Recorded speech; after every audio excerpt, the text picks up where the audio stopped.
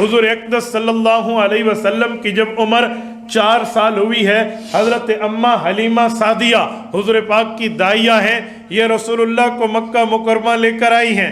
حضرت اماں آمنہ نے وصول کیا ہے۔ حضرت رسول اللہ صلی اللہ علیہ وسلم نے اپنی والدہ کے ساتھ 2 سال کا زمانہ گزارا ہے۔ 4 سال ہو چکے تھے عمر، 5واں اور 6واں سال اپنی اماں کی آغوش میں گزارا ہے، اپنی اماں کے ساتھ گزارا۔ ایک دن حضرت اماں آمنہ کو اشتیاق ہوا، شوق ہوا، خواہش دل میں پیدا ہوئی کہ میں اس بچے کے والد کی قبر پہ اس بیٹے کو تو لے کر جاؤں جس کی آنکھوں میں یہ خواب تھا میں اپنے بچے کو دیکھ سکوں، لیکن پیدائش سے پہلے اس کا والد اس دنیا سے چلا گیا، کیوں نہ میں اپنے خاوند کی قبر پہ جاؤں اور اپنے سسرال جاؤں، اپنی میکے جاؤں اور وہاں جا کر رہوں اور اپنے خاوند کی قبر پہ بھی جاؤں۔ اس کی وجہ یہ تھی اماں آمنہ مکیہ نہیں ہیں، یہ مدنیہ ہیں۔ اماں آمنہ مدینہ کی ہیں، حضور پاک کے والد مکہ کے ہیں۔ اماں آمنہ کی شادی مدینہ سے ہو کر مکہ ہوئی تھی۔ حضور پاک علیہ السلام کے والد حضرت عبداللہ یہ مدینہ گئے ہوئے تھے، یعنی اپنے سسرال میں اماں آمنہ کے گھر گئے ہوئے تھے، وہیں ان کی وفات ہوئی ہے۔ تو حضور پاک کے والد کی قبر مدینہ طیبہ میں تھی۔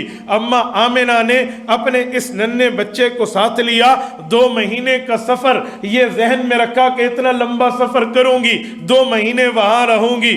وہ اپنے بچے کو لے کر اپنے ساتھ ایک باندی لے کر محرم کے ساتھ سفر کرتی ہیں۔ حضرت ام ایمن برکت ساتھ ہیں، ان کے ساتھ مدینہ طیبہ آتی ہیں۔ مدینہ طیبہ میں حضور پاک علیہ الصلوۃ والسلام فرماتے ہیں مسکنا عندہ شہرا، طبقات ابن سعد جلد اول کی روایت ہے، کہ 1 مہینہ میں اپنے نانی حال میں رہا ہوں۔ 1 مہینہ حضور پاک علیہ السلام مدینہ میں رہے ہیں۔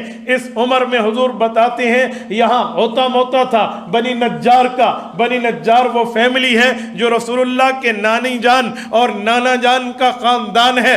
حضور پاک علیہ السلام جب ہجرت کے بعد مدینہ آئے تھے، ابن عباس فرماتے ہیں رضی اللہ عنہما، حضور پاک نے مجھے وہ جگہ دکھائی، کہا یہ اتم ہوتا تھا، اس جگہ ایک پرندہ بیٹھتا، میں اور میرے ماموزاد اور ہمارے ساتھ مدینہ کی چھوٹی بچیاں، ایک بچی کا نام حضور فرماتے مجھے یاد ہے جس کا نام انیسہ تھا، نطیر و طائرہ، ہم اس چڑیا کو اڑاتے پھر بٹھا دیتے، پھر وہ اڑتی پھر بٹھا دیتے۔ حضور علیہ السلام فرمانے لگے ابن عباس میں نے اس جگہ جب اماں کے ساتھ مہینہ گزارا میں نے تیراکی سیکھی ہے۔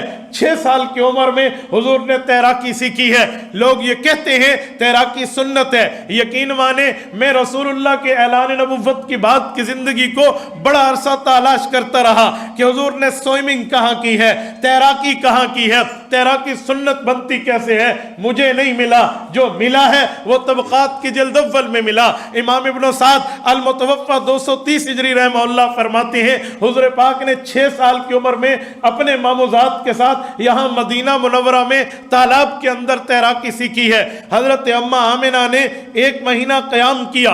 حضور پاک علیہ السلام فرماتے ہیں مجھے محسوس ہوا میری اماں واپس ہونا چاہتی ہیں۔ حضور نے بعد میں صحابہ کو بتایا تھا کہ واپس ہونے کی وجہ یہ تھی مدینہ کے یہودی مجھے چلتا پھرتا دیکھتے تو اپنی کتابیں اٹھا کر میرے دائیں بائیں ہو جاتے اور یہ کہتے یہ مسلمانوں کا نبی ہوگا، یہ اللہ کا نمائندہ ہوگا۔ یہ باتیں ہماری باندھی حضرت ام ایمن نے سنی، میری اماں کو آ کر بتایا۔ اماں آمنہ پریشان ہو گئی، کہا میرے بچے کو کہیں تکلیف نہ ہو، میں اسے لے کر واپس چلوں۔ اسے لے کر واپس چلنے کے لیے ارادہ کیا، باندھی کو ساتھ رکھا۔ حضور فرماتے ہیں الا بعیرین، ہم 2 اونٹوں پہ سوار تھے، ایک اونٹ پہ باندھی، ایک اونٹ پہ اماں آمنہ اور ساتھ رسول اللہ صلی اللہ علیہ وسلم۔ یہ واپس ہوئے ہیں۔ میرے دوستو حضور کی عمر 6 سال ہے جب اماں آمنہ نے مدینہ سے واپسی کا سفر کیا، اور ابوا میں کسی کو کیا معلوم تھا، آسمان کی آنکھ نے منظر کہاں دیکھا تھا، حضور کی اماں کی اس راستے میں واپسی پر وفات ہو جاتی۔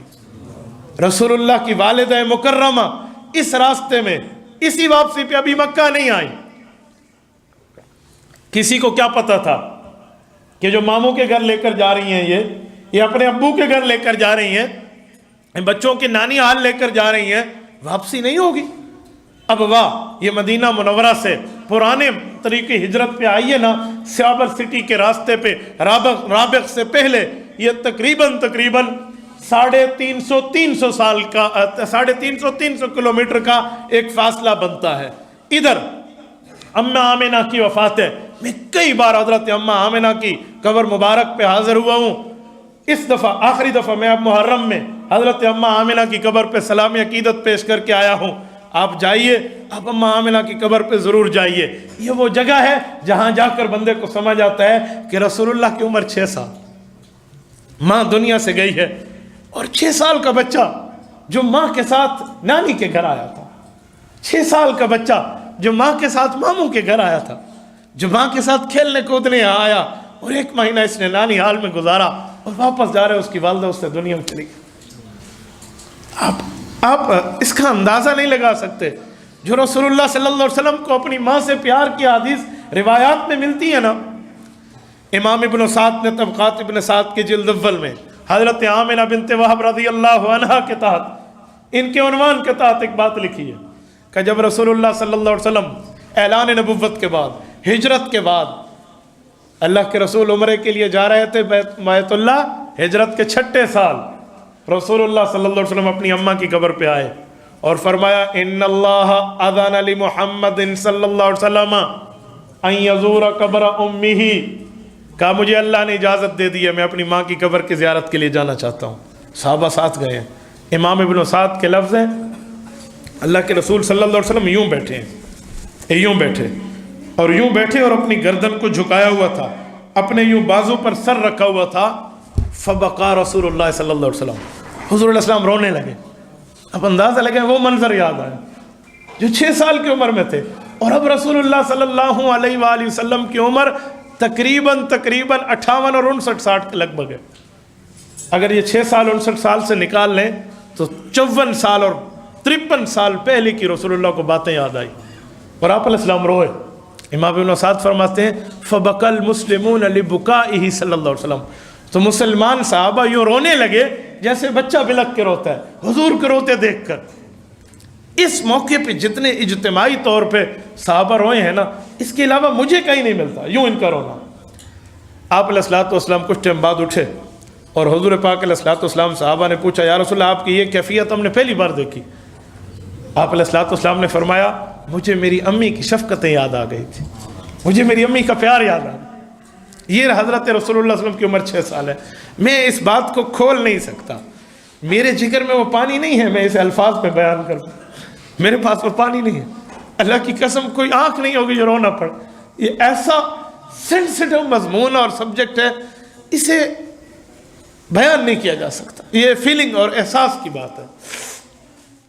تبارك الذي نزل الفرقان على عبده ليكون للعالمين نذيرا